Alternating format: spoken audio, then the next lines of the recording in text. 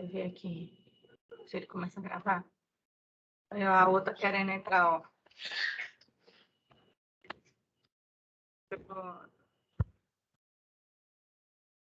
Pronto, vai gravar. Gente, desculpa, viu? Aí o imprevisto aqui. Seguinte, pessoal, então, mais uma vez, né? Boa noite a todas, tá? Sejam bem-vindas a mais uma aulinha nossa de práticas que a gente consegue, né, fazer em casa. Mas essa prática de hoje é uma das práticas que eu faço com os meus alunos do curso de farmácia no laboratório de bioquímica, certo? Vocês chegaram a dar uma olhada nessa prática lá no site? Ela foi postada lá desde o começo. Alguém teve alguma curiosidade de dar uma olhada nessa prática? Não, né? A prática de enzimas. Vocês já viram enzimas? A Ingrid, eu lembro que está no começo, né? Eu não vou mentir. Não vou mentir, eu não olhei, mas eu sou louca para fazer o uso, porque disseram que é vida, que é tudo, a aplicação de enzimas. A questão da aplicação, né? No laboratório de bioquímica, a Pamela é técnica de laboratório. Vocês três, a Melry, a Ingrid e a Pamela. Deixa eu me lembrar. A Pamela é técnica, Pamela? Eu não concluí a radiologia, mas eu fiz 1 ano e pouco, quase concluí. Mas trabalha em laboratório? Trabalho no Argos. Qual é o laboratório? O Argos, de patologia. Certo. De patologia, né? É. Eu pensei que fosse de bioquímica. Patologia é muito bacana também. Aí, tome-lhe experiência, né? Também aí na patologia, né? Então, você já está bem encaminhado aí, muito tempo, né? Melry. Oi, professora. Melry, tu trabalha onde de novo? Olha, eu perguntando de novo. No momento ainda não. Não trabalho. Não está na área. E a Ingrid? Eu sou auxiliar de farmácia, trabalho em posto de saúde. Adoro. É muito bom mesmo. Eu trabalhei muito tempo não, né? Há um tempo atrás, na Pague Menos. Ellison, tudo bom? Um tempo atrás, na Pague Menos, né? E gostava demais. Ave Maria, adoro a questão de trabalhar no balcão. Gosto demais, demais, demais. E aí a gente sabe que esse nosso curso técnico, né? Vocês podem enveredar tanto para as análises clínicas, né? Quanto para a questão do auxiliar de farmácia, né? Adoro, adoro, adoro. Sim, voltando para cá, para a questão da enzimologia, vocês já estudaram enzimas em alguma das disciplinas no curso? Seja bioquímica clínica ou bioquímica básica? Já foi passado um pouco, mas no caso para os outros aí ainda não viram. A gente viu no começo de módulo. Enzimas. Vou trazer para vocês só, né, uma pincelada, tá? Que é para a gente poder ver a nossa prática, entendendo por que essa prática acontece, tá certo? Os cabelos. Vamos aqui. Então, vou abrir aqui o nosso slide. As enzimas, gente, determinação enzimática é muito, muito importante, tá? Muito mesmo. Deixa eu abrir aqui o slide para vocês. Não tá apresentando a tela ainda. Aqui, compartilhar conteúdo. Aqui, determinação enzimática é muito importante, principalmente para a questão das análises clínicas, tá? Meu slide está aparecendo para vocês? Tá sim. Pronto, então, a aula da gente de hoje, né, é sobre enzimas, Aqui nós temos os objetivos da nossa aula principal, são 2, tá? Então, reconhecer o papel das enzimas na velocidade das reações químicas biológicas e a importância biológica dessas enzimas e como elas podem ser utilizadas na prática clínica e investigar e identificar fatores que desativam a ação enzimática devido à desnaturação. Porque vocês já devem ter visto na disciplina de bioquímica, principalmente a básica, que as enzimas, elas são, na sua grande maioria, proteínas, tá? Exceto uma classe de enzimas que são ribossomos com ação catalítica, ribossomos não, RNA com ação catalítica, e aí, tirando essas enzimas que são RNA com ação catalítica, todas as outras enzimas, elas são proteínas. E aí a gente sabe que as proteínas, elas sofrem ação, né, dos mais diversos fatores, dentre eles pH, temperatura, ação desnaturante, tá? Então, ação, por exemplo, de solventes, tá certo? Então, nós temos alguns fatores que vão causar desnaturação nas proteínas. E visto que que as enzimas são proteínas, então elas também vão sofrer desnaturação, tá? Então aqui nós temos os conceitos gerais de enzimas. Como eu disse para vocês, enzimas são proteínas com atividade catalítica. Alguém sabe dizer para mim o que quer dizer essa atividade catalítica? Atividade catalítica quer dizer que acelera a velocidade das reações, tá? Então, o que é que isso quer dizer? Tem reações no nosso organismo que demorariam, que se não fossem as enzimas, essas reações, elas demorariam tanto para acontecer, que se não fossem as enzimas, a gente ia morrer e não daria tempo da reação acontecer. Tá? Então, a vida, ela seria inviável se não fossem as enzimas, tá? Então, vai desde micro-organismo até os organismos mais complexos precisam de enzimas nas suas estruturas, tá certo? Para poder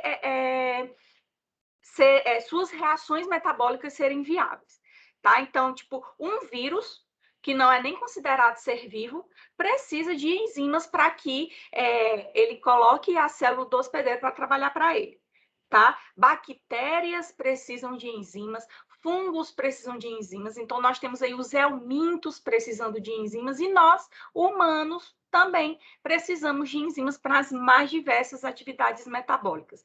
E o que é que essas enzimas fazem? Aceleram a velocidade das reações, fazem com que as reações aconteçam mais rapidamente, tá certo? Então, tá aqui. Aceleram a velocidade de uma reação em condições fisiológicas. E de que forma elas fazem isso? A gente já conversou sobre isso, tá? Diminuindo a energia de ativação. Então, a enzima, ela pode transformar um substrato em produto, certo? Um substrato ele pode ser transformado em produto, mas para um substrato ser transformado em produto, ele precisa transpor uma determinada barreira de energia. Para que ele transponha essa determinada barreira de energia, precisa de um determinado tempo para que essa reação aconteça. O que é que a enzima faz? Diminui essa barreira de energia, ó.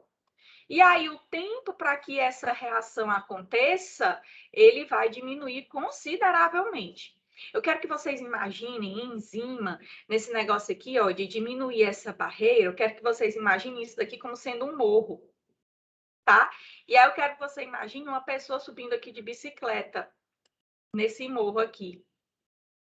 Aí você imagina uma pessoa subindo nesse morro, e quero que você imagine uma pessoa subindo nesse outro morro aqui, para chegar do lado A até o lado B. E quero que você imagine a criatura que está aqui na bicicleta 1 e a pessoa que está na bicicleta 2. E aí eu pergunto para vocês, quem é que vai chegar mais rápido ao lado B? A pessoa que está na bicicleta 1, que vai transpor o morro 1, que vai ter que pedalar e passar para subir esse morro 1 todinho, até chegar lá do outro lado, ou a pessoa que está na bicicleta que vai ter que atravessar o morro 2? Quem é que vai chegar mais ligeiro lá do outro lado, do lado B? Isso. Quem está no morro 2, né? Esse morro é o que a gente chama de energia. Deixa eu ver aqui se tem aqui. Não coloquei aqui, desse lado. Cadê? Aqui eu também não coloquei. É o que a gente chama de energia de ativação, tá? Esse morrinho aqui é o que a gente chama de energia de ativação, que é uma barreira que precisa ser transposta para a reação poder acontecer. E o que é que a enzima faz? A enzima diminui essa energia de ativação. Uma vez que ela diminui essa energia de ativação, a reação, ela logicamente, ela vai acontecer mais rapidamente. Então, quando você diz que uma enzima é uma proteína, é uma molécula que tem atividade catalítica, você está querendo dizer que ela faz catálise, que ela tem a capacidade de aumentar a velocidade da reação, capacidade de fazer a reação acontecer mais rapidamente, tá? Então, enzimas são proteínas com atividade catalítica, exceto as ribozimas. Ribozimas são enzimas que são RNA, tá? RNA com essa ação de catálise. Tirando as ribozimas, todas as outras enzimas são proteínas, certo? Então, elas aceleram a velocidade da reação em condições fisiológicas, quer dizer, em condições normais, isso já acontece, tá certo? Elas não participam da reação como reagente ou como produto, ó. Então, quer dizer que a enzima, ela não é consumida. Então, a enzima, ela não vai ser gasta. A enzima, ela se renova ao final da reação. Então, isso daqui, essa reação que tem aqui, ó, que eu estou circulando para vocês, é a reação fundamental de toda a enzima do mundo, tá? Ó, a enzima mais um substrato, que vai ser ideal para ela. Aí a enzima se liga ao substrato, formando o complexo enzima-substrato. Depois, essa enzima transforma esse substrato num determinado produto e se solta dele. E aí vocês prestem atenção que em todo momento da reação, a gente vai ter a enzima. Então, em momento nenhum, essa enzima se acaba. Tá? Em momento nenhum, essa enzima ela vai ser consumida. Tá? Então, ela não participa da reação como reagente ou como produto. Então, a enzima, elas sempre são renovadas, tá bom? Atuam como reguladoras de um complexo conjunto de reações. Então, para tudo que é reação no nosso organismo, nas nossas células, tá? Então, na grande maioria, a gente pode dizer, tipo, professora, 99,999% das reações que acontecem no nosso organismo, elas são enzimáticas? São. Tá? Não vamos dizer todas, porque realmente tem algumas reações no nosso organismo que não precisam da ajuda de enzimas, mas a grande maioria das reações, elas precisam de enzimas. Por isso a gente diz que as enzimas, elas são unidades funcionais, fundamentais do metabolismo celular. Se não fossem as enzimas, o metabolismo ele não aconteceria. Tá? Então, são catalisadores, ó, quando você escutar essa palavra catalisador, quer dizer que ele aumenta a velocidade da reação. Biológico, extremamente eficientes e específicos, tá? Então, eles fazem o serviço deles muito bem feito, por isso que a gente diz que as enzimas são eficientes e específicos, quer dizer que elas só vão se ligar realmente ao substrato para o qual elas foram criadas, tá? E por esse fato de serem muito eficientes e bastante específicos, as enzimas, elas atuam em concentrações muito baixas. Então, se alguém que já tiver feito algum exame, tá? Para detectar atividade enzimática, por exemplo, a ST-ALT, amilase, lipase, vai prestar atenção que a concentração dessas enzimas, ela normalmente se dá em unidade internacional, tá? Então, isso é uma concentração muito baixa. Elas são compartimentalizadas. O que é que isso quer dizer? Que tem um sítio ativo. Nesse sítio ativo é onde o substrato ele vai se ligar, né? Então, toda enzima tem um sítio ativo. Uma enzima ela pode ter mais de um sítio ativo, tá? Tá certo, gente? Ó, então, aqui nesse desenho aqui, tá representando aqui, ó, tá representando a enzima, tá? E aí, ó, tá aqui o sítio ativo, ó, e o substrato é a molécula que vai ser transformada pela enzima num produto. Quando esse substrato se ligar aqui na enzima, ó, ele vai ser transformado num produto. E eu quero que vocês prestem atenção que esse substrato, ele é complementar, ó, o modelo do substrato, ele é complementar ao modelo do sítio ativo, tá? A estrutura do sítio ativo, certo?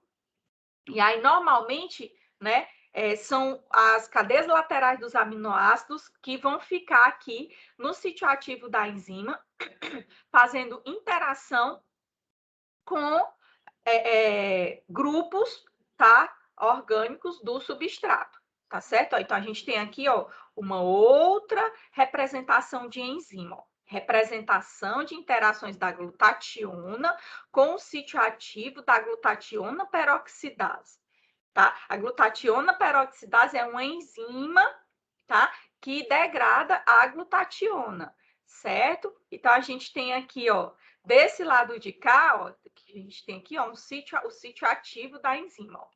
Então, daqui para cá, é tudo enzima, ó.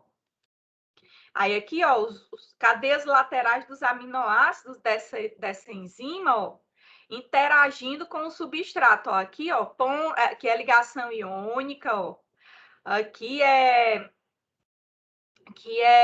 ligação covalente, aqui ligação iônica, aqui ponte de hidrogênio. Então, as mais diversas ligações, elas são possíveis, tá certo? Entre um substrato e a enzima, tá? Aqui eu trago para vocês, lembrem sempre que a professora falou, tá? A enzima, ela é produzida, aqui, imagine que isso aqui é uma célula, e aí a enzima, ela é produzida, tá? E aí ela fica dentro da célula. Aqui a enzima dentro da célula. Ah, professora, e dosar a enzima não é no sangue? Tira uma amostra de sangue para dosar a enzima? Exatamente. A célula produz a enzima e vai soltando pouquinho dela na circulação. Aí tá aqui, bem pouquinho no sangue, tá? Bem pouquinho mesmo. Determinada célula produz uma determinada enzima, mas ela só solta um pouquinho na célula. Ou solta um pouquinho e que esse pouquinho vai para a circulação, tá? Vou dar um exemplo para vocês. O pâncreas produz a amilase e produz também a lipase.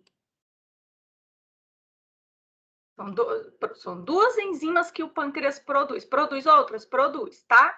Vamos fixar nessa. Então, o pâncreas produz essas enzimas aqui. Produz amilase, produz lipase. E libera bem pouquinho. Aí, imagina o que é uma célula pancreática. Ele está produzindo bem pouquinho. E aí, liberou bem pouquinho na circulação. Agora, imagina que o paciente está com pancreatite. E aí, se ele está com pancreatite, quer dizer que esse pâncreas dele está inflamado. Então, se esse pâncreas está inflamado, está havendo um aumento na síntese enzimática, tá? Então, vai produzir mais enzima. Está produzindo mais enzima na célula, vai aparecer mais ou menos enzima na circulação?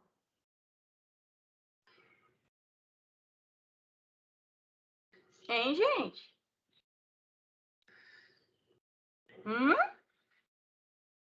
Vocês estão aí? É mais, não? Mais, exatamente. Então, se para que serve a detecção de enzimas? Para que serve eu estudar enzimas, né? Nas análises clínicas. Para que eu vou estudar enzimas? Qual a importância de eu estudar enzimas? É muito simples, meu filho. Você entender qual é o órgão que produz aquela determinada enzima e saber a concentração a concentração normal daquela determinada enzima na circulação. Ponto final. Se tiver aumentado ou se tiver diminuído, é porque alguma coisa errada está acontecendo. tá? Então, aqui nós temos alguns motivos de aumento da concentração de enzimas no soro. Proliferação celular e aumento de renovação celular. Aumenta enzima na circulação. Lesão celular extensa. Aumenta enzima na circulação. Uma lesão celular. Quer que vocês pensem a seguinte coisa. Ó, tá aqui, ó. Aqui tinha uma, aqui, ó, que é o normal, ó. Aqui é o normal, esse esquema de cima. As enzimas sendo produzidas, ó, pela célula, e aí é liberada só um pouquinho na circulação, ó. Por que é liberada só um pouquinho? Porque elas são muito eficientes e específicas. Então, basta liberar um pouquinho que ela já faz o serviço dela bem feito. Aí, se houver uma lesão celular extensa, o que é que acontece? Rompe a célula. Professor, no caso dessas aplicações de enzimas que é tipo nas gorduras localizadas, como é que funciona isso? Nesses procedimentos estéticos, né, de aplicação de enzima de gordura localizada, tenho que saber realmente qual seria o procedimento para poder dizer para você certamente de que forma funciona, tá? Mas, por exemplo, o que criolipólise, que não é com enzima, ele congela o adipócito morre, né? Creio eu não conheço profundamente o procedimento de estética que faz essa questão de aplicação de enzima, mas creio eu que deva ser alguma aplicação de enzima em que vai levar a um rompimento do adipócito que leva à destruição dele, tá? A gente pode pesquisar e trazer na aula que vem, mas pode Patrícia. ser... Oi? Patrícia, qual é essa matéria que tu tá dando? São práticas. São aulas práticas de bioquímica. Ah, tá certo. Certo? E aí nós estamos fazendo práticas que vocês podem fazer em casa. E antes de fazer a prática, a gente vê uma introdução. Como em todas as aulas que a gente já fez. Quem é que está falando? Era a Pamela. Viu, Pamela? Que é para que vocês entendam o fundamento da prática. Aí tá? a gente está ganhando em horas os trabalhos, né? Isso, exatamente. Voltando para cá, uma lesão celular extensa, ó, quando você lesiona a célula, o que é que vai acontecer? Vai transbordar aquelas enzimas que foram produzidas, que estavam no citoplasma da célula, elas transbordam e aumentam na circulação. Então, por exemplo, o paciente, ele sofreu um acidente e rompeu o fígado, tá? E aí, se fizer a dosagem das transaminases dele, que são as enzimas AST, ALT, pode dar aumentado, com certeza vai dar aumentado, porque o fígado dele rompeu. E aí, algumas células do fígado, tá? Por terem rompido, vão liberar mais enzimas na circulação. Outro motivo para haver aumento de enzimas na circulação é a obstrução de ductos. Então, nós temos vários motivos que levam ao aumento da liberação, né, da concentração da atividade enzimática no soro, tá certo? Deixa eu ver o que mais que eu posso dizer para vocês aqui nesse slide. Proliferação, deixa eu ver, aumento na renovação celular, aumento numa proliferação celular exagerada, tipo um câncer, tá? Então, você tem um determinado paciente que está com um determinado câncer num determinado órgão.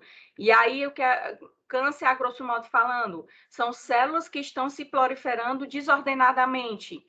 Então, quanto mais células, mais enzimas, certo? Então, dependendo do tipo de tumor, a gente pode utilizar aquela enzima como marcador, tá? E por aí vai, certo? Então, trago para vocês aqui, né, a importância da utilização das enzimas na clínica, tá? Ela perguntou na estética, né? Na estética tem essa questão de destruição de células ou de tecidos, né, no geral. E aí a gente tinha que dar uma estudada mais a fundo, tá? Mas na clínica é a questão principal da utilidade diagnóstica. Então, primeiro de tudo, as enzimas são indicadores sensíveis de lesão ou de proliferação celular. Então, nos ajudam, o seu aumento na circulação, nos ajudam a detectar e a localizar a lesão. Ajudam também a monitorar o tratamento. Por exemplo, o paciente está fazendo o tratamento. Se aquelas enzimas estavam elevadas, se o tratamento estiver dando certo, é para essas enzimas começarem a diminuir até atingirem a normalidade, tá? Assim como monitorar o progresso da doença, certo? Você imagina um determinado paciente com uma hepatite viral. É uma hepatite viral crônica. Então, as enzimas hepáticas dele, se essa hepatite viral crônica estiver ativa, as transaminases dele, elas estarão aumentando, indicando lesão hepática. A partir do momento que ele começa a fazer o tratamento, monitorar o tratamento, se esse tratamento estiver dando certo, as transaminases deles começam a diminuir até ficarem normais.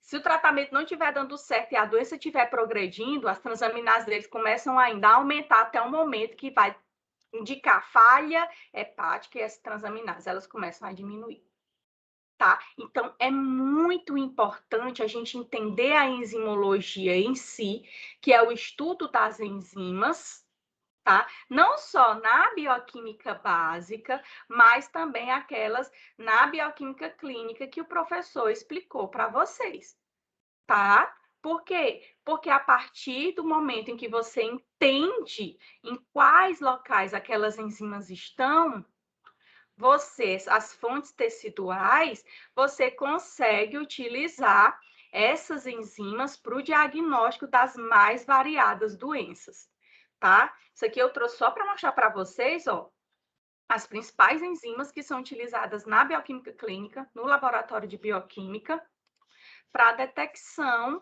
dos mais tipos de doenças, tá? Então, a creatinoquinase, né? Principalmente relacionada a infarto agudo do miocárdio, junto com outras, tá? Ó, a ST também, infarto agudo, não está aqui, mas ela também pode ser utilizada para diagnóstico de infarto, junto com a creatinoquinase. A ALT, doença hepática, ó, amilase, pâncreas, tá? Juntamente com a lipase, pâncreas, então, pancreatite aguda, tá? Obstrução biliar, tipo, uma pedra na vesícula que começou a descer e não desceu, ficou enganchada, né? Aí obstruiu, tá? O ducto biliar, aí obstrução biliar, que pode causar uma pancreatite aguda, tá? Fosfatase alcalina, né? Doença óssea ou tumores ósseos. Então, a gente entendendo a localização dessas enzimas, a gente consegue, né, utilizar na bioquímica clínica o uso delas para o diagnóstico das mais variadas doenças, porque você entendendo o local, onde o órgão onde elas são produzidas, você consegue rastrear o órgão que está com a disfunção, tá certo? E aí eu trago para vocês, né, o objeto da nossa prática de hoje. Os fatores externos que influenciam a atividade enzimática, os dois principais, temperatura e pH. Que quem prestou atenção naquela aula passada, não foi aula passada, foi aula atrasada, que foi aquela dos fatores que influenciam, né, as velocidades das reações, temperatura e pH vai ser moleza, né? Gente, até aqui, alguma dúvida? Tá tudo bem? Deixa eu ver se alguém colocou alguma coisa lá no chat. Só consegui entrar agora, perdi muita coisa, 19 horas. Mais ou menos, acho que não, Kaori. Tá tudo bem, gente? Boa noite, pessoal, pro povo que entrou agora. Gente do céu, vamos tentar entrar mais cedo. E aí, alguma pergunta? Eu, como sempre, né, antes de mostrar a prática para vocês, eu dou uma pincelada, né, faço uma iniciação, mostro para vocês o fundamento, tá? Até para que vocês entendam o funcionamento da nossa prática. Alguém tem alguma dúvida? Kaori, você entrou em que momento do slide? Você quer que eu repita alguma coisa? Você quer ver alguma coisa que não viu?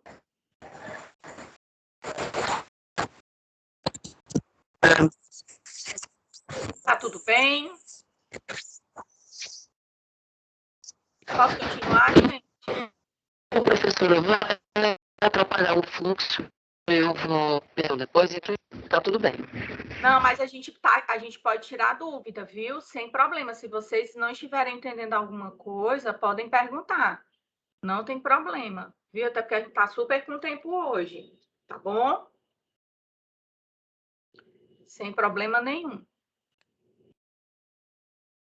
Então, vou continuar, tá bom? Toda vida que eu saio do slide, que eu volto para o slide, ele fica assim.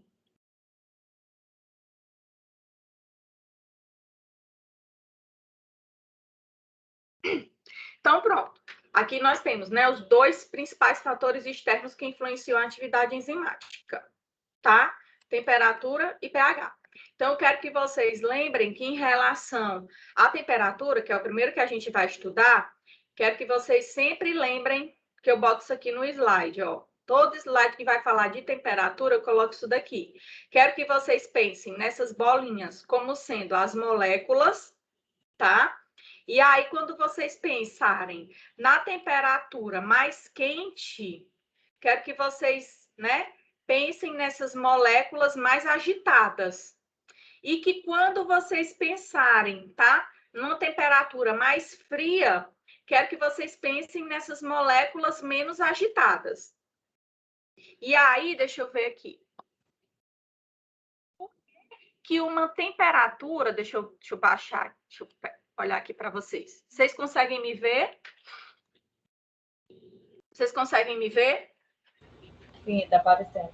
Dá para me ver? Dá sim. Por que é que um aumento muito grande de temperatura desnatura uma proteína, tá? Eu quero que vocês entendam isso.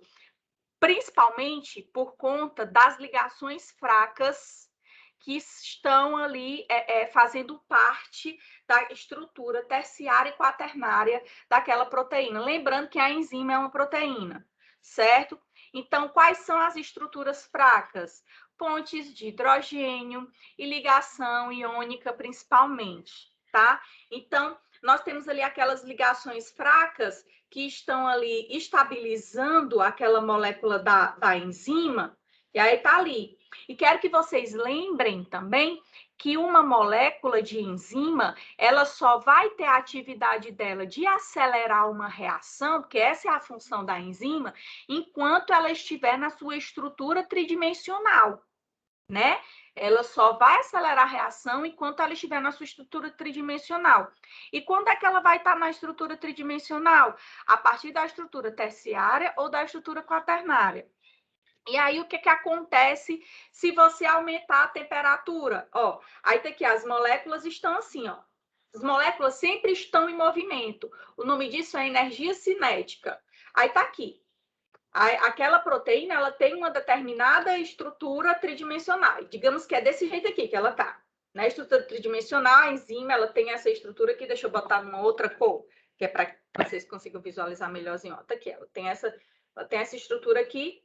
Aí, digamos, ela faz a função dela, ela tá desse jeito aqui, tá? Aí ela tá aqui, tá, ó, se movimentando, gente, porque as moléculas, elas ficam se movimentando, tá? Mas se você aumenta a temperatura, você aumenta a energia cinética. O que é isso? A energia cinética é a velocidade com que essas moléculas se movimentam. Aí você aumenta a temperatura, aí essa energia cinética aumenta. Aí você aumenta a temperatura mais ainda, a energia cinética aumenta. Aí tem aqui as ligações fracas segurando essa enzima naquela estrutura tridimensional dela, né? Ela só faz efeito de acelerar a reação enquanto ela estiver na estrutura tridimensional dela. E quem segura ela naquela estrutura tridimensional dela são ligações fracas, tá? Interação iônica e ponte de hidrogênio. E aí, ó, tá aqui, ela tá aqui, tal. Aí você aumenta a temperatura. Você aumenta a temperatura, aí toma a molécula se agitar. Se aumenta a temperatura, toma a molécula se agitar. Se aumenta a temperatura, toma a molécula se agitar. O que é que acontece com aquelas interações que são fracas? Vocês conseguem dizer para mim? Se elas se essas moléculas ficarem se agitando muito, o que acontece com aquelas interações fracas? Aumenta a temperatura. Então, a molécula se agita. Eu aumento a temperatura. Quebra, não? Se quebra. Aí você desnaturou a sua molécula da sua enzima. Se você desnaturou a sua enzima, o que é que acontece? A sua enzima não vai mais exercer a função dela, que é a função dela de aumentar, de acelerar a velocidade da reação. Por quê? Porque ela não vai mais estar naquela estrutura tridimensional a qual ela deveria estar. Então, deixa eu botar aqui de novo o slide.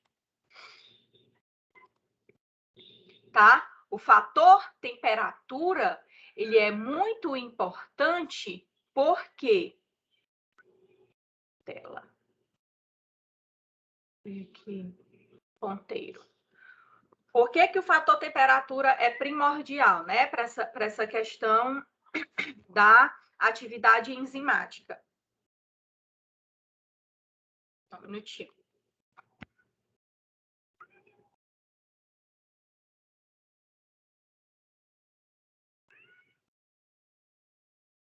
Gente, só um minutinho.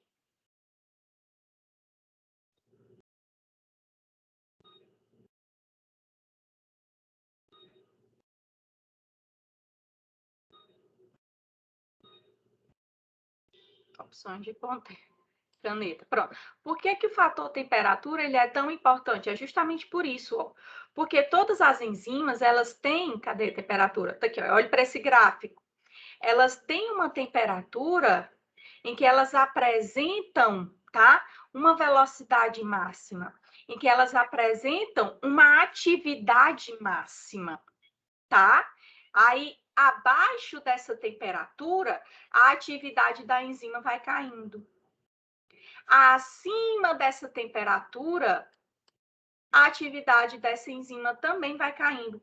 E a gente chama essa temperatura de temperatura ótima, certo? Então, se você aumenta muito a temperatura ótima dessa enzima, ela desnatura. Se você desnatura, por quê? Porque as moléculas, elas vão se afastar muito, tá? E aí você vai ter, né, a questão da desnaturação. Se você diminui muito a temperatura, se você diminui bastante, aí acontece que vai haver pouca interação, né, entre as moléculas, e aí a reação, ela realmente vai acontecer mais devagar, tá certo? Então, você tira, e aqui você pode tirar, inclusive, pela questão de quando você coloca, por exemplo, um alimento na geladeira, tá? Para não estragar. Naquele alimento, todo alimento é contaminado por micro-organismos. Todo alimento, tá? Não tem um alimento, arroz, feijão, macarrão, carne, né? Aquele almoço que a gente faz em casa, ele não é asséptico, tá? Ele tem bactérias, ele vai contaminando com bactérias do ambiente.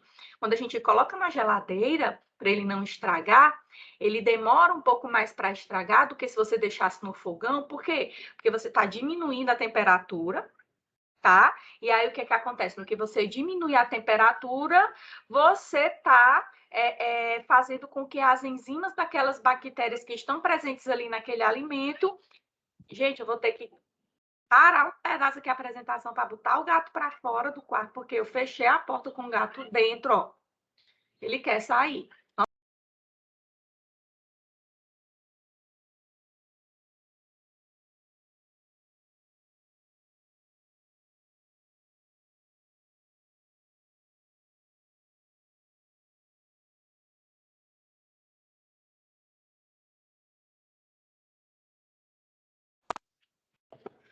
Perdão, menino, que gato chato. Desculpa, gente. Sim, voltando. O slide está aparecendo para vocês? Tá, né? Opções de ponteiro, caneta. Então, quando a gente coloca um alimento na geladeira, você está diminuindo a temperatura ótima, né? Das enzimas daqueles micro-organismos. Então, essas enzimas dele, por você estar diminuindo a temperatura, essas enzimas daqueles micro-organismos, elas vão agir, né, mais lentamente, tá? Não vão agir na sua velocidade, na sua velocidade máxima, tá? A reação delas não vai atingir a velocidade máxima, e aí por isso essas bactérias elas não vão conseguir se reproduzir rapidamente. Aí o alimento ele dura mais tempo, tá certo? Deixa eu ver o que mais. Aqui é temperatura. E pH, professora? Nós temos que o pH do nosso corpo, o nosso pH, ele é por volta da neutralidade, por volta de 7. Então, o pH também afeta a velocidade das reações. Aquele pH, ó, em que o pico aqui apresenta, em que a enzima apresenta velocidade máxima, a gente também chama de pH ótimo. Tá bom? Acima desse pH, a enzima desnatura. Abaixo desse pH, a enzima também desnatura. Tá certo? Do mesmo jeito da temperatura, mas é por outro motivo. Então, vou explicar de um por um. Primeiro, a influência da temperatura, tá? Aquilo que eu disse para vocês, ó. O aumento da temperatura aumenta a energia cinética, que é essa movimentação aqui entre as moléculas, ó. No que aumenta a energia cinética, aumenta a velocidade da reação, tá? Só que a gente tem que ter cuidado. Ó, olha aqui um gráfico de temperatura. Numa temperatura muito baixa, ó, tá assim, as moléculazinhas, né, bem devagarzinho. À medida que você aumenta a temperatura, ó, você vai aumentando a energia cinética, aí você aumenta a velocidade da reação, até chegar numa temperatura ótima. Aí aquela temperatura tá ótima, a velocidade da reação tá no máximo, as enzimas estão na maior atividade possível. Passou dali, acontece o quê? A atividade enzimática ela começa a cair. Por quê? Porque passou daquela temperatura máxima, aí vai acontecer a desnaturação, tá? Então, o aumento da temperatura para as enzimas é uma coisa boa, mas até certo ponto, que é o que a gente chama de temperatura ótima, certo?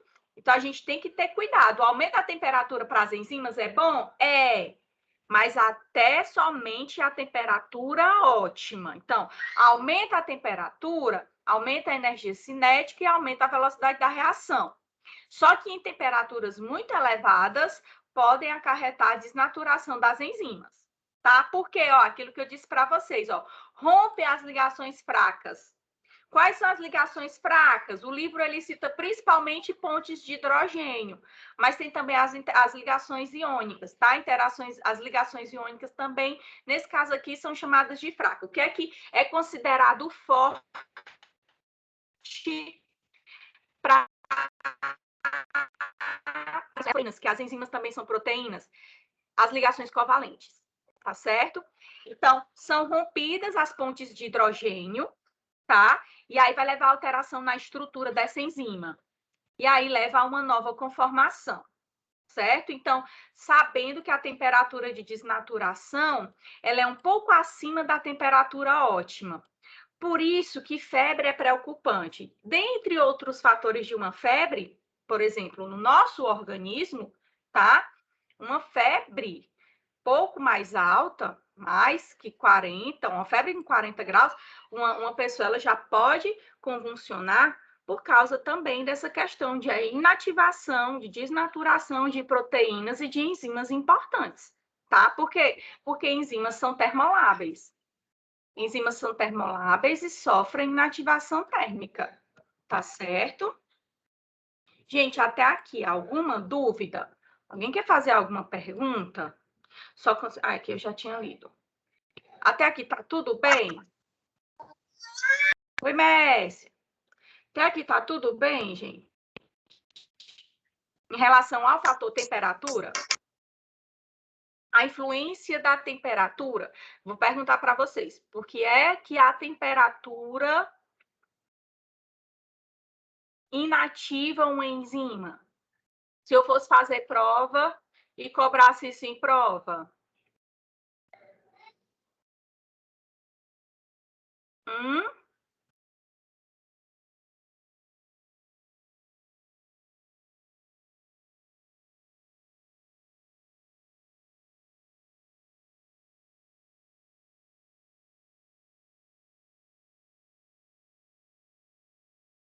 Hein, gente? Alguém sabe responder?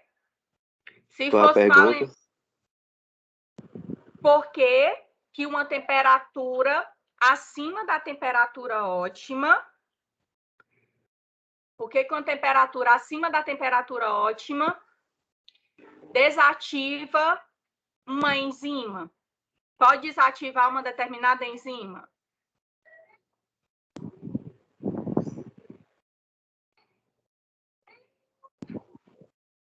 Professor, é por causa do aquecimento excessivo? Aí o que é que esse aquecimento excessivo causa na enzima? Modificações, né, não? Modificações, muito bem, tá indo um caminho, Ellison. Modificações na estrutura dessa enzima. Qual é o nome que a gente dá para isso daí? Gente, quem quer ajudar o Ellison? A inatividade, né, não? Não. Desnaturação. Desnaturação. Muito bem, gente. Então, isso aí vocês vão utilizar para o resto da vida de vocês, tá? Vocês da área de saúde precisam saber desse termo técnico para o resto da vida de vocês. A questão da desnaturação, tá? Desnaturação. Uma desnaturação enzimática, ela pode acontecer por dois fatores principais, tá? Principalmente por temperatura ou por diferença de pH muito gritante. A gente nem fala muito, mudar um pouquinho o pH já pode desnaturar. E o que é desnaturar uma proteína ou uma enzima? É mudar a estrutura dela. Certo? Muito bem.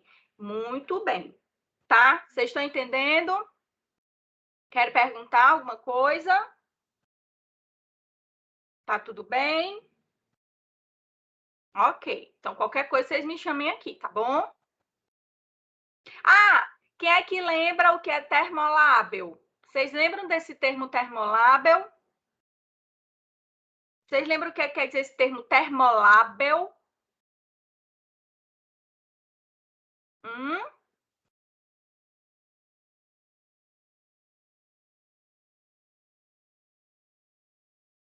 Termo é de térmico.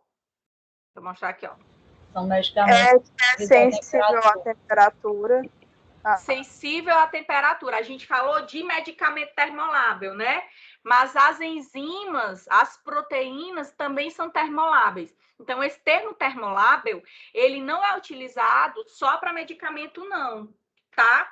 Ele pode ser utilizado para qualquer outra substância, tá? Então, medicamento termolável, um reagente termolável. Então, a gente está falando agora de enzimas. Então, as enzimas do nosso organismo, elas são termoláveis.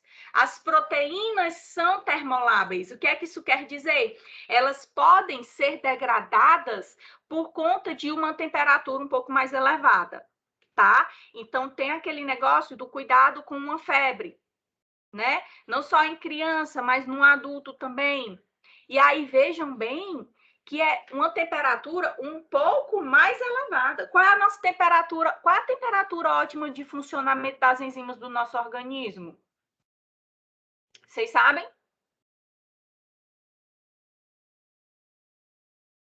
Qual é o quê? A temperatura ótima de funcionamento das enzimas, temperatura ótima de atividade das enzimas do nosso organismo.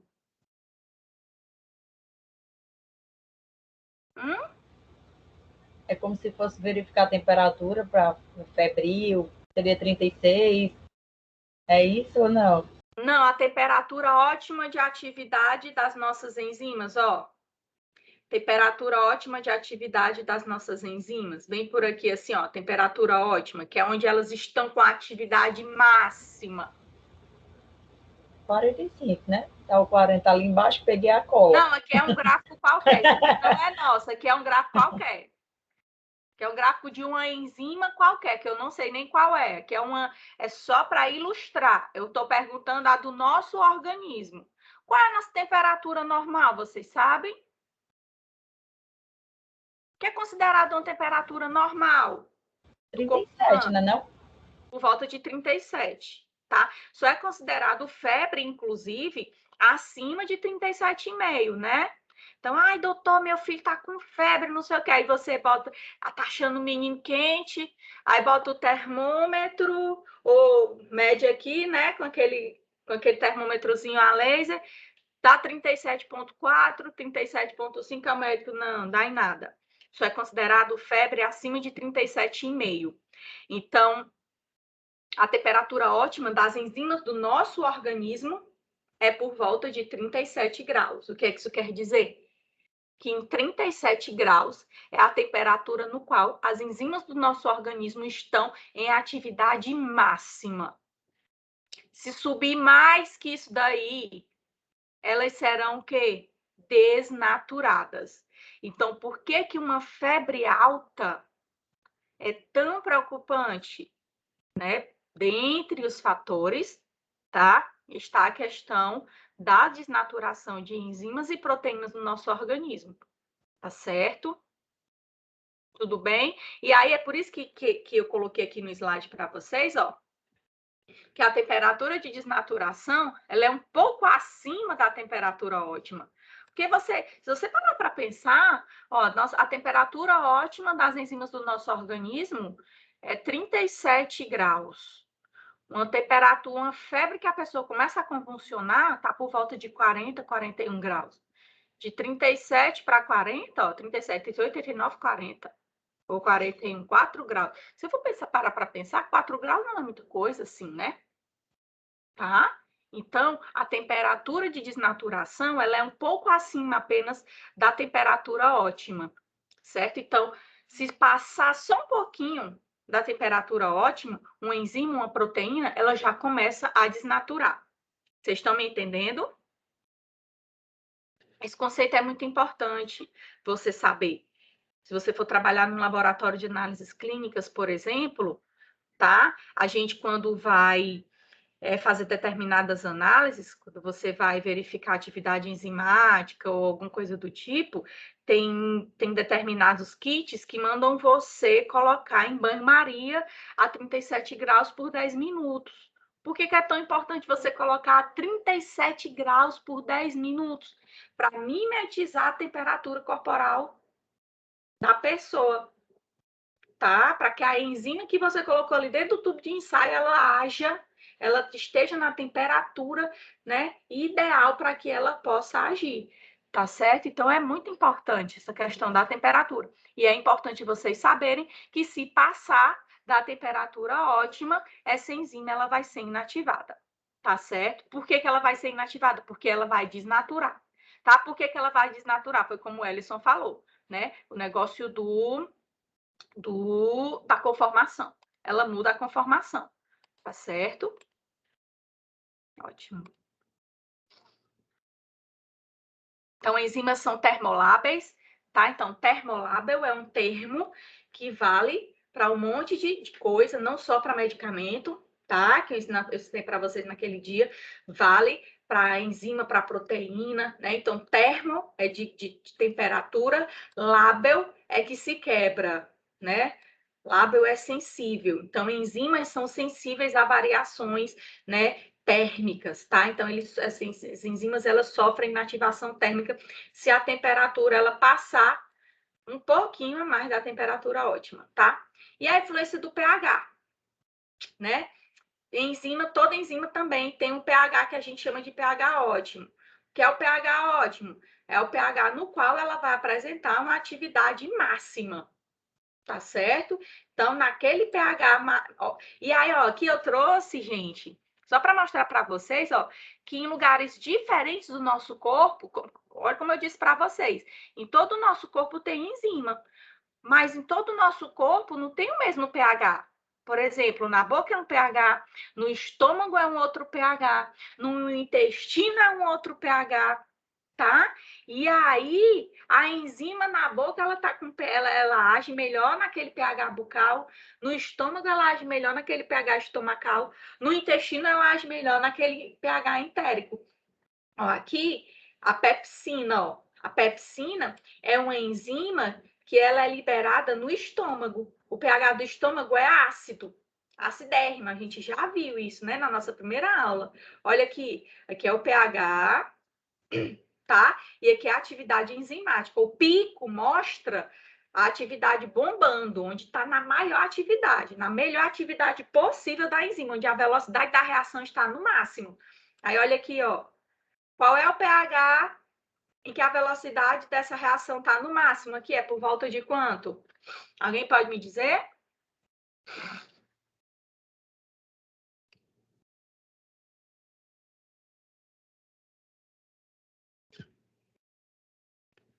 A pepsina é uma enzima que ela age no estômago, digerindo proteínas no estômago. E a gente sabe que o estômago ele é ácido, né? Então, a pepsina, ela tem que se dar bem no pH ácido do estômago, ó. Então, a atividade máxima dela, ó, no pH por volta de 2, ó. Tá? A glicose 6-fosfatase é uma enzima que ela tá no sangue. Olha aqui a atividade máxima dela, ó. 7 alguma coisa, tá? Então, o pH influencia muito também na atividade enzimática, certo? Aí vocês prestem atenção, ó, que à medida que o pH muda, ó, se afasta do pH ótimo, a atividade dessa enzima ela cai. Por quê? Porque ela desnatura também, ó. Nessa daqui, ó, que dá para ver melhor. Se o pH afasta para menos ou para mais, a atividade da enzima cai do mesmo jeito. Tá? Não adianta, certo? Então, a enzima, toda enzima da face da Terra, toda enzima da face, toda. A enzima da bactéria, uma enzima, toda enzima do mundo, professora, toda enzima do mundo, tá? Enzima da bactéria, uma enzima de uma tênia, uma enzima de um vírus que nem é ser vivo. Professor, tem autores que consideram o vírus ser vivo. Pois é, tem autores que consideram, tem autores que não consideram. Aí a gente fica naquela doidice. Eu prefiro seguir os que não consideram, tá? Não considero. A enzima do unicórnio, tá? Então, todas as enzimas do mundo, elas sofrem a ação do pH. Elas têm um pH ótimo.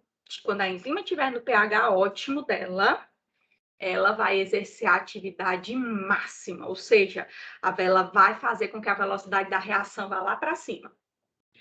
Quando esse pH se afastar do pH ótimo dela, aí ela começa a diminuir a velocidade da reação. Até que essa velocidade da reação chega a cair, a zerar. Por quê? Porque essa enzima está desnaturando. Aí, como o Ellison explicou para vocês. Por quê? Porque ela vai mudar a estrutura. Tudo é porque desnatura. E aí, quando desnatura, é porque ela muda a estrutura. Tá bom? Vocês sempre têm que pensar nisso, tá? Desnaturação é negócio de mudar a estrutura. Toda vida. Não sei porque que ele fica assim, eu tô uma raiva. Então, valor de pH ótimo. Toda enzima apresenta um pH ótimo. No pH ótimo, ela vai apresentar uma atividade máxima, tá? Então, a velocidade da reação, ela vai diminuir quando o pH afasta do ótimo. Tá aqui, ó. Aqui o pH ótimo. Tá afastando do pH ótimo, a velocidade da reação, ela vai diminuindo. Tá aqui, pH ótimo. Opa, cadê a coordenação motora da criatura? Tá aqui o pH ótimo.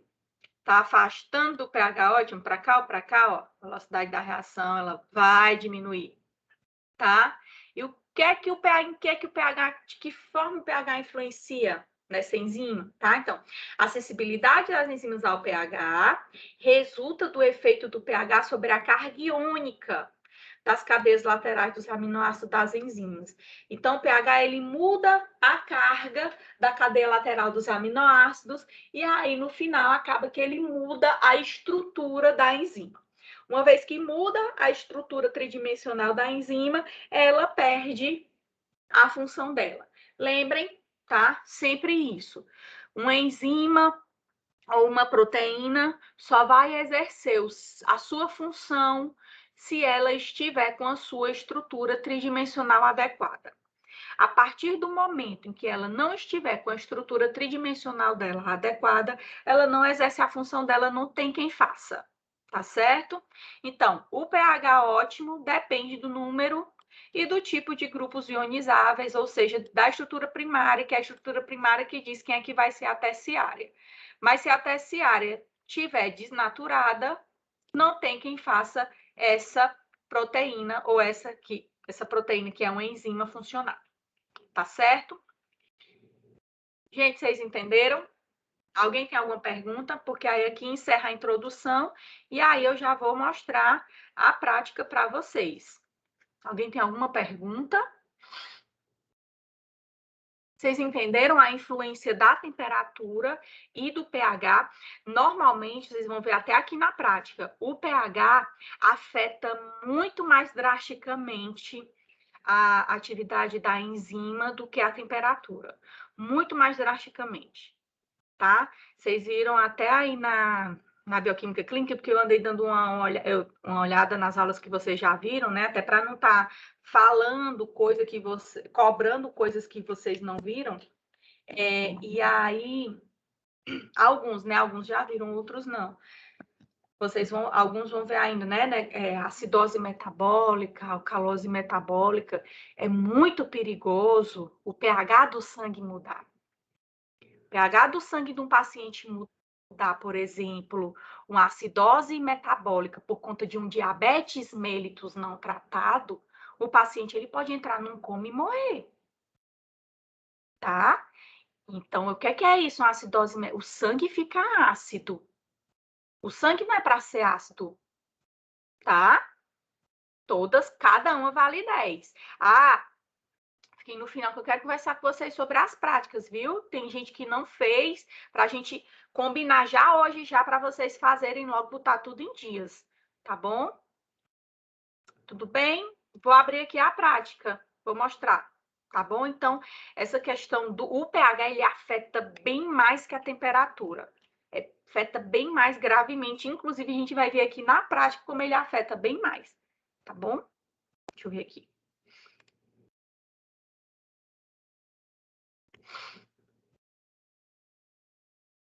Não, não era isso. Então, a prática, a gente vai estudar, né, a atividade da enzima catalase. Na atividade da catalase, a gente vai ver, né, a questão do pH, né, e da temperatura. Fora isso, do pH e da temperatura, né, a influência do pH e da temperatura na atividade das enzimas. Fora isso, a gente vai ver também a superfície de contato, tá? Superfície de contato.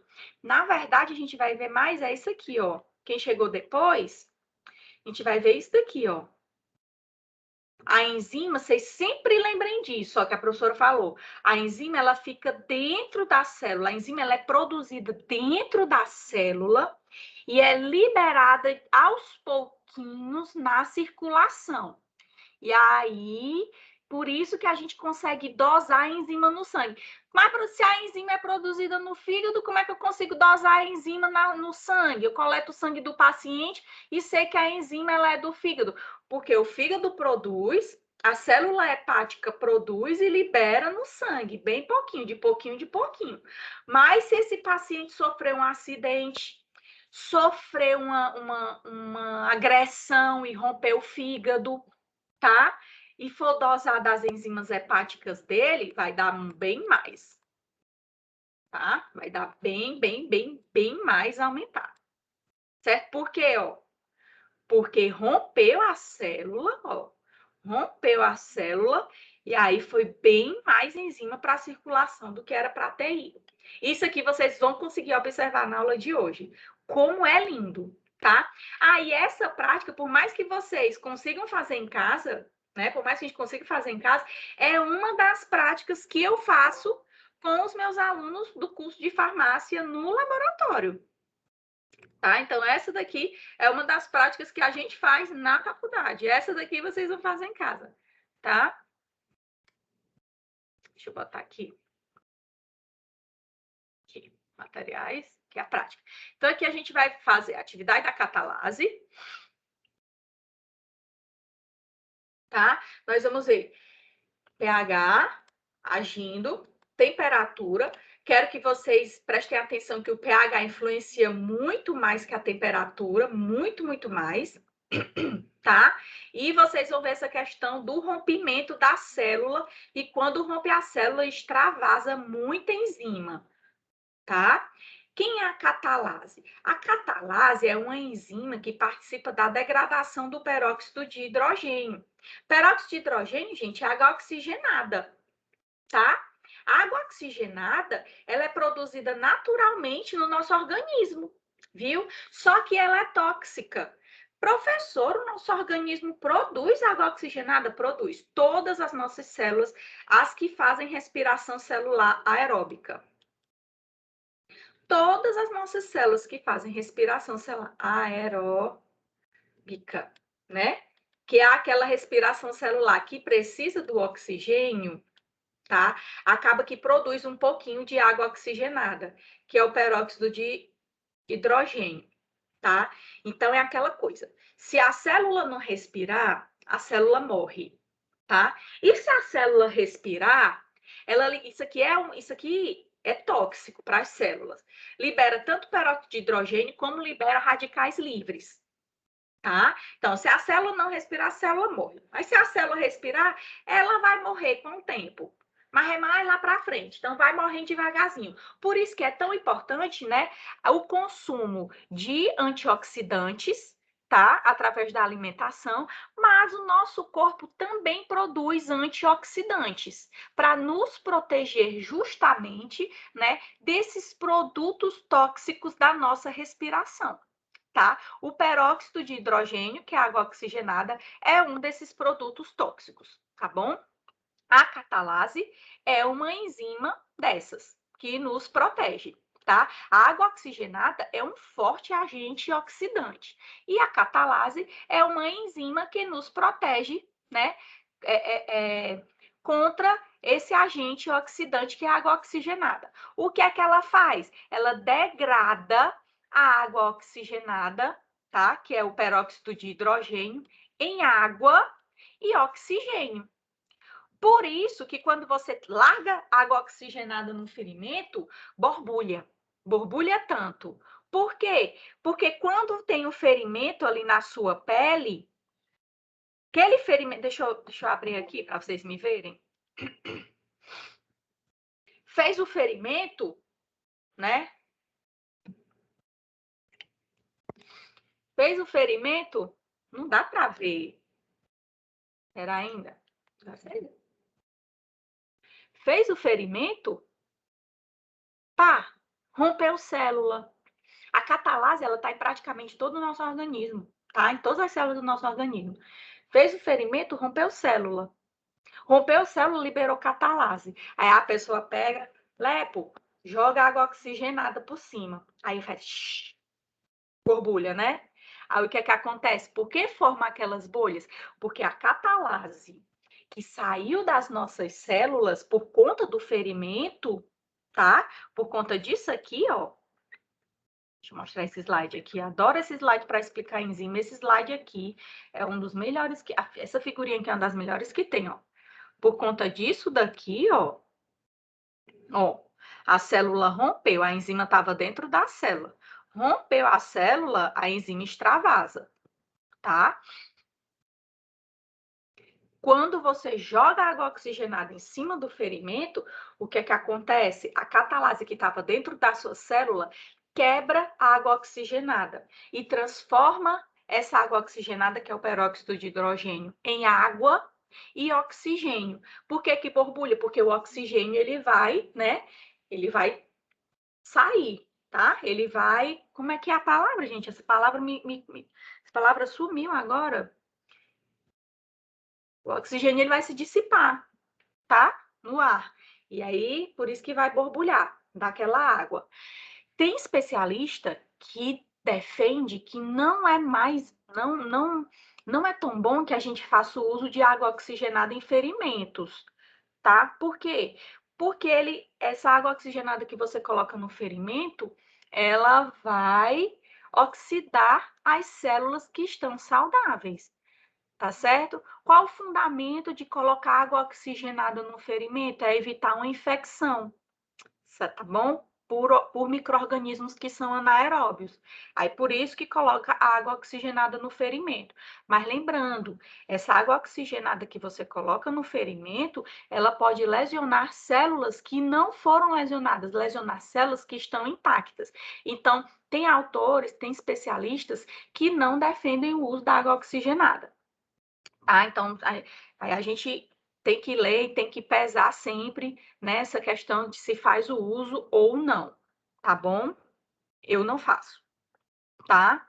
Vamos abrir aqui a nossa prática. Vocês estão entendendo? Alguém tem alguma dúvida? Tá tudo bem? Boa noite, Emerson. Vamos aqui.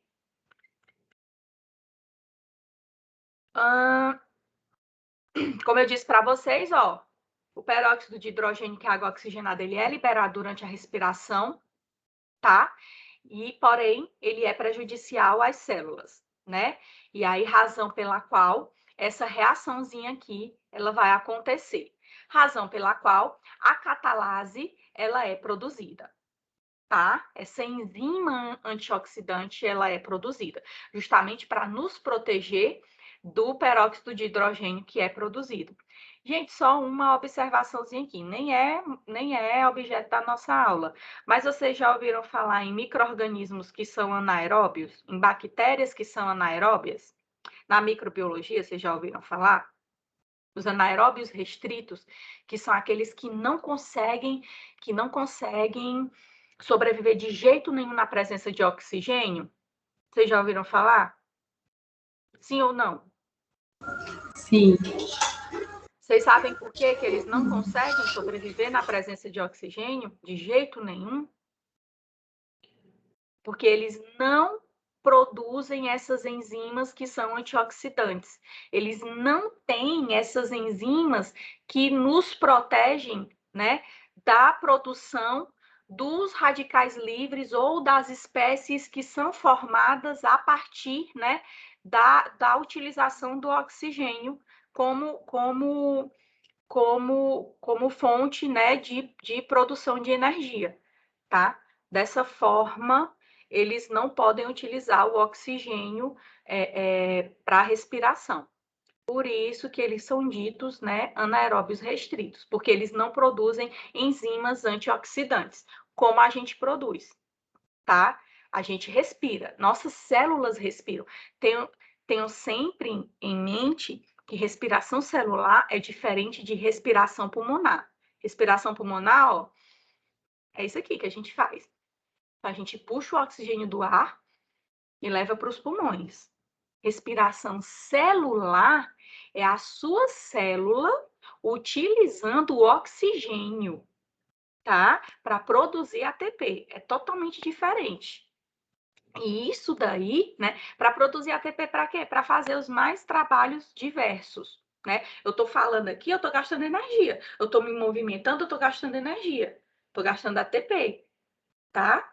E esse ATP só é possível porque tem oxigênio, tá certo? Então, isso aí é respiração celular.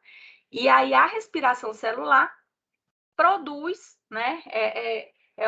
Acontece sempre, tá? Produz radicais livres e agentes oxidantes. E aí nosso organismo produz enzimas para nos proteger. Isso acontece tanto nos animais como em vegetais, tá? O pH ideal para a atividade da catalase em humanos é 7, ou seja, o neutro, e a temperatura ideal é 37 graus, tá? A catalase ela é encontrada em células vegetais e animais, como eu disse para vocês.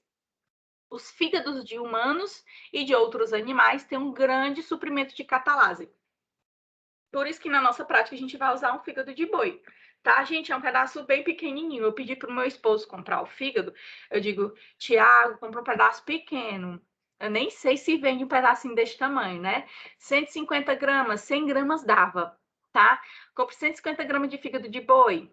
Ele comprou, aí ele pegou, chegou com um saco. Ele disse, Patrícia, a mulher botou 700 gramas, ficou por isso mesmo. Eu digo, e quanto foi? Foi R$13. Eu digo, vale como é barato o fígado, né? Tá certo? O fígado é bem baratinho mesmo. Então, não precisa se estressar com o fígado. Água oxigenada, tá? 200 ml, certo? Uma água oxigenada deu para fazer. Uma água oxigenada foi 3 e pouco. O suco de um limão e 4 copos, tá? Lembrando que não precisa ser copo descartável, gente. Pode ser a xícara, pode ser o que for, tá bom? E aí, metodologia. Lave o fígado, né, para tirar o excesso. Se ele for bem fresquinho, ele vai ter muito sangue, tá? Então, lava ele com água corrente, gentilmente, não vai, né, passar, não é para passar sabão, é só com água. E seca o fígado em seguida. Não seca com papel toalha, tá? Só com Perfex, sim. Em seguida, divida ele em 4 partes iguais e, na sequência, trate os pedaços de fígado das maneiras a seguir e disponha-os em copos distintos, cobrindo com a solução de peróxido de hidrogênio 10 volumes. Peróxido de hidrogênio, gente, é água oxigenada, tá? Quando você for ligar para a farmácia para pedir, alguém falou comigo. Deixa eu diminuir aqui a coisa. Quando você for ligar para a farmácia para pedir água oxigenada, você peça aquela para tratar. Tá ouvindo só a minha voz? Não tá aparecendo o slide? Era para vocês? Não? Não Tá tava aparecendo. normal. Tá normal? Pra mim tá. Certo. Chega, Messia, porque a Messia, olha, Messia, tava normal, viu? Devia ser a internet. Aqui. Tô Devia tentando ser. aqui. Aqui em Sobral, gente, quando chove, falta energia, a internet não pega um negócio. Deixa eu colocar aqui. Ó, tá vendo, Messia? Não, eu já reiniciei. Consegui. Tá vendo? Tô sim. Ótimo. Obrigada. Por nada. Ó, gente, quando vocês forem pedir a água oxigenada, diga que é para tratar ferimento, viu? Se na pessoa da farmácia vai mandar para você aquela água oxigenada para o banho de lua, tá? Peça água oxigenada para tratar ferimento, certo? Com a solução de peróxido de hidrogênio, peça 10 volumes, tá? Aí você vai partir o fígado em 4 pedaços. Aí, cada pedacinho você vai fazer da seguinte forma e vai colocar dentro do copo, tá? Dentro de um copo, você vai colocar um dos pedacinhos, uma das fatias, você vai triturar e vai colocar dentro de um copo. A outra fatia você vai deixar grossinha e vai colocar dentro do outro copo. Então, ó, você dividiu esse fígado em 4 pedaços. Tá? Aí, uma dessas fatias, tá? Você tritura. Sabe com que foi que eu triturei a minha? Com aquele bicho de amaciar carne que tem uns pregos. Bati bem muito. Bati bem muito. E depois eu amassei ela com o garfo, né? Aí triturei ela todinha. O que é que você está fazendo aqui? Você está rompendo as células. Você rompeu as células desse fígado. No que você rompeu as células, você está liberando as enzimas.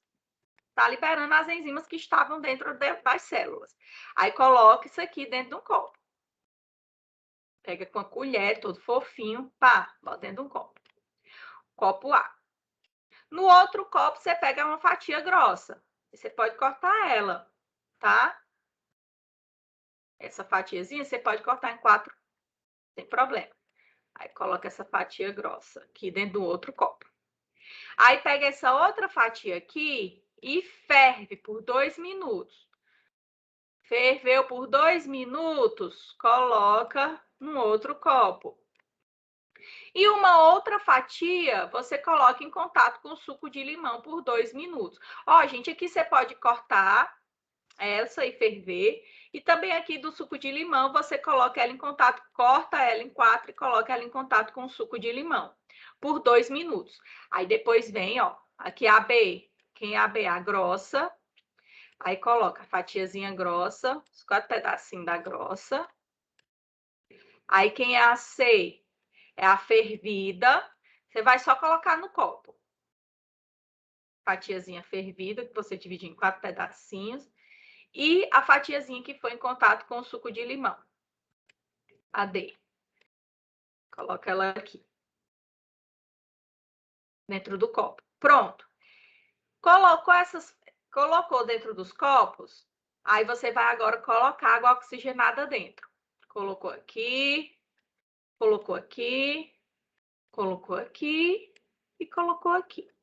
E vai observar a formação das bolhas sobre as fatias do fígado. A evolução de bolhas de oxigênio indica a presença de catalase. E aí vocês vão observar e vão dizer para a gente onde é que vai formar catalase e onde é que vai formar bolha, tá? Onde vai formar mais, onde é que vai formar menos e por quê? Certo? Tá bom? A gente vai discutir, inclusive, como nós temos tempo hoje, a gente vai discutir hoje, tá? E aí vocês vão fazer esse vídeo pra gente, tá bom? Vou mostrar aqui o vídeo da prática. Ó, eu coloquei aqui, isso aqui é uma colher de café, né? Nem de sobremesa. Coloquei aqui uma colher do lado da fatia a inteira. Essa aqui é a inteira. Só para vocês terem a noção do tamanho dela, que não é tão grande, tá? Então, não precisa comprar um mundo de fígado, não. É só um pedacinho meio pequenininho. Eu pesei, eu coloquei aqui na nossa metodologia 150, tá? Mas não precisa ser 100 gramas, já dá para você fazer. Certo? Alguém quer falar alguma coisa antes de eu começar o vídeo? Vou começar, tá? Só baixar o volume dele.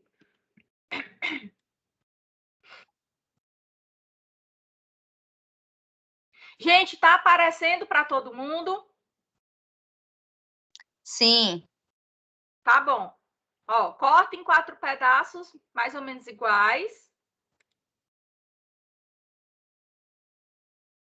Um dos pedaços você ferve por 2 minutos.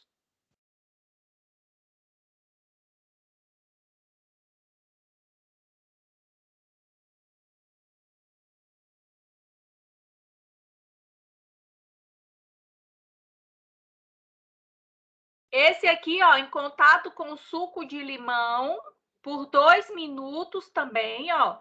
E é o suco puro, viu? É o limão puro, não bota água. Espreme o limão puro.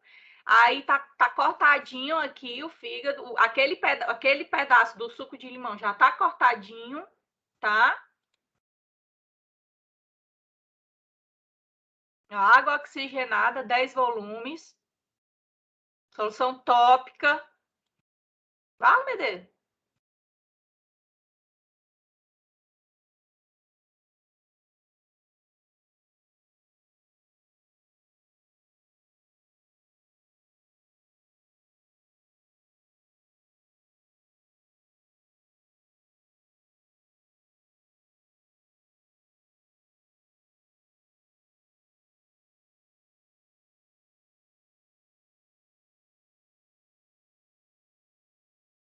Ó, aqui é a fatia triturada, ó. É que eu já vou fazendo, tá? Ó, já tá dentro dos copinhos, a fatia triturada.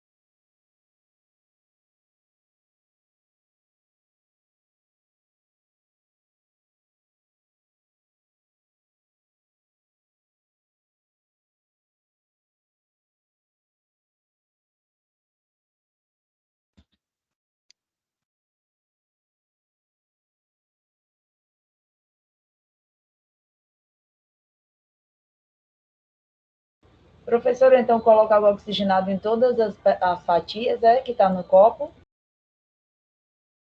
Perdão, como é? Vai colocar água oxigenada em todos os copinhos que estão com um pedaço do Em fígado, todos os copinhos, exatamente. Em todas elas você vai colocar e vai observar o que é que vai acontecer. Porque no fígado tem a catalase. E aí a gente vai observar o que é que vai acontecer. A catalase, ela vai quebrar a água oxigenada em água e oxigênio. A bolha é por causa do oxigênio, tá?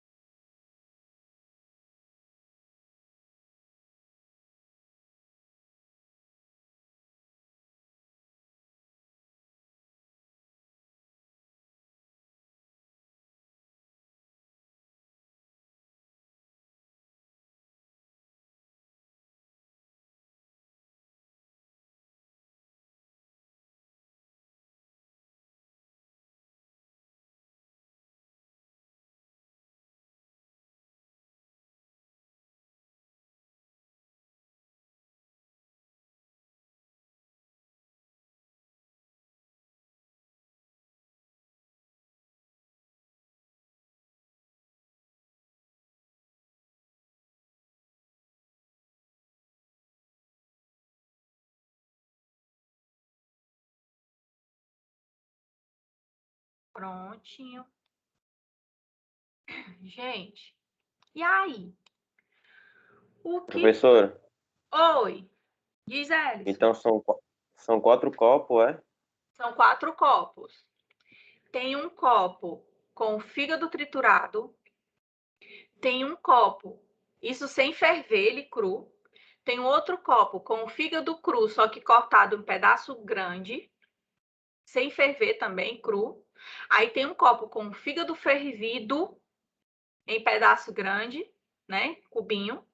E tem um outro copo com o fígado em cubinho, só que no suco de limão.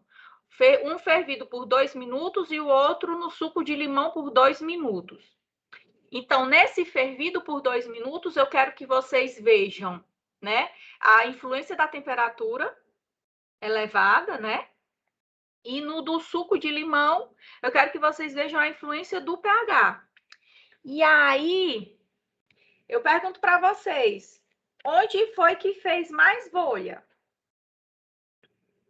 Em qual dos copos vocês notaram que houve a formação de mais bolha? Onde está triturado. Onde estava triturado, né?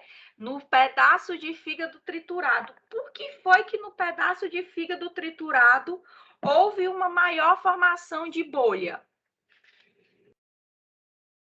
Porque no que a gente tritura, rompe as células, né? Rompemos as células hepáticas e liberou mais enzima, mais catalase. Aí, quando eu joguei a água oxigenada, o que foi que aconteceu? Aí, essa tinha mais catalase para quebrar essa água oxigenada em água e oxigênio. É por isso que formou muita bolha que a gente pensa que vai derramar, né? Aí no pedaço cru, estava cortado ali só a banda, né? Aí tinha catalase ali ao redor. Então, teve formação de bolha, mas não foi do mesmo tanto que no triturado, que foi assim, o triturado foi o auge, né? No fervido, que foi que a gente observou no pedaço fervido?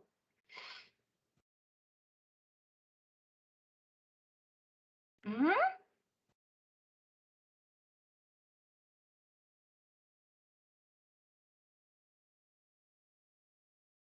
O que foi que a gente observou no pedaço fervido?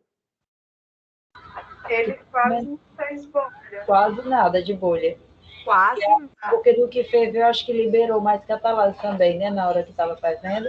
Não, não foi isso. Ou matou. A temperatura. Pronto, a temperatura elevada. Exatamente. Desnaturou, então, um pedaço de fígado. Não é isso? Foi, Letícia? Qual a palavra, Letícia? Desnaturou, né? Exatamente, Ingrid, exatamente, Letícia. Desnaturou, então desnaturou grande parte da catalase que tinha ali, né? Então ferveu ainda um pouquinho, borbulhou ainda um pouquinho, né? Mas aí não foi do tanto dos pedaços crus, tá? Por quê? Porque desnaturou a catalase. Grande parte da catalase que tinha presente ali naquele pedaço de fígado desnaturou. Então, a gente viu o que a gente acabou de estudar no começo da nossa aula. Um aumento exacerbado da temperatura, muito acima da temperatura ótima, tá? Ela leva a uma desnaturação da proteína. Muda a conformação daquela estrutura, tá? E aí ela não vai mais exercer a função dela. Qual é a função da catalase no caso? É quebrar água oxigenada em água e oxigênio, por isso que borbulha.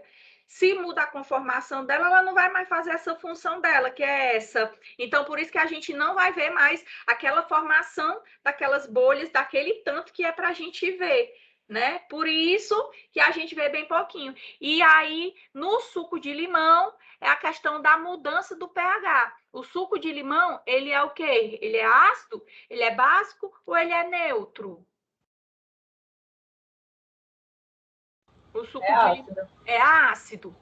E o pH ótimo da catalase, ele é neutro, né? Porque ele é do boi, né? Tá ali no fígado, pH neutro, tá? O pH ótimo é neutro, certo? Então, quando a gente deixa 2 minutos ali de molho, né? De molho em contato com o sumo do limão, e aí vai acontecer o quê? Desnaturação também da catalase. Só que, como eu disse para vocês, a desnaturação por ácido, ela é mais severa do que a desnaturação por temperatura. É tanto que a gente viu que formou menos bolha ainda, quase nada, ficou só um negocinho assim, né? E aí mostrei para vocês o fenômeno da desnaturação, tanto por temperatura como por mudança de pH, né? Era isso que eu queria mostrar para vocês hoje, tá certo? E aí eu quero que vocês façam um videozinho para a gente poder, né, sair somando esses pontinhos, tá? O vídeo da emulsão, que é o mais facilzinho que tem, ninguém fez ainda até uma data dessa. A gente fez. Fazer, gente. Fez, professora. Vamos mandar hoje ou amanhã, tá? O nosso tá pronto. É porque essa semana foi puxado. Imagino, gente. Eu imagino quanto tá puxado para vocês Professora, também. é porque a gente voltou às aulas aí, tá uma loucura, não vai dar certo. Ai, gente, mas vocês estão voltando às aulas presenciais? Algumas? Já. Graças Sim. a Deus, né? Eu também tô.